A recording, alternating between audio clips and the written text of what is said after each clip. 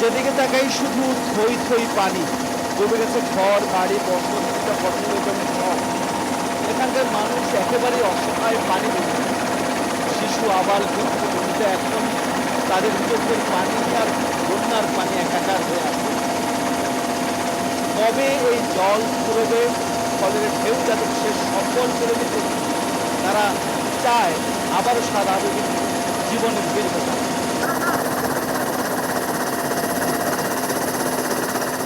চারপাশে পানি, মানুষ এখানে অপেক্ষা করছে ত্রাণের এবং যেদিকে তাকাই সেদিকেই আসলে জলঘেরা।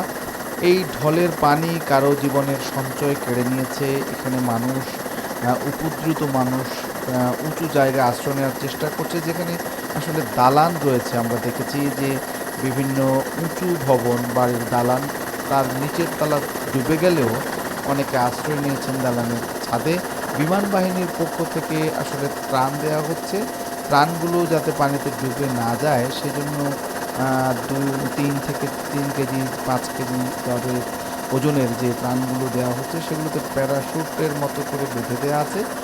প্যারাশুটের মতো করে বেঁধে দেওয়া সে ত্রাণগুলো পানিতে পড়লেও ভেসে থাকবে, সেখান থেকে সংগ্রহ করতে পারছে মানুষ। আসলে এখানে প্রত্যেকটি মানুষ অসহায়, কারো চোখের জল পানিতে মিশে গেছে পানির ঢলে।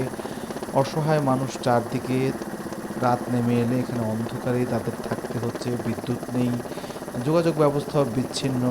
যে যার মতো পারছেন সহযোগিতা করছেন এবং তারা বলছেন সবার কাছে যে তাদের যাতে সহযোগিতা করা হয়। অনেকের স্বজনকে খুঁজে পাচ্ছেন না, তারা তাদের স্বজনকেও খুঁজে বেড়াচ্ছেন। একটা আসলে কে কার কাছে সহযোগিতা চাইবে, একটা হাহাকার করা অবস্থা। বিমান বাহিনীর পক্ষ থেকে আজকে ত্রাণ দেওয়া হচ্ছে হেলিকপ্টার দিয়ে এই জন্য ত্রাণ দেওয়া হচ্ছে কারণ সেখানে যাওয়াই যাচ্ছে না। সড়ক পথে পানি উঠে গেছে এবং দুর্গম অঞ্চলে যাওয়া তো একেবারেই দুঃসাধ্য।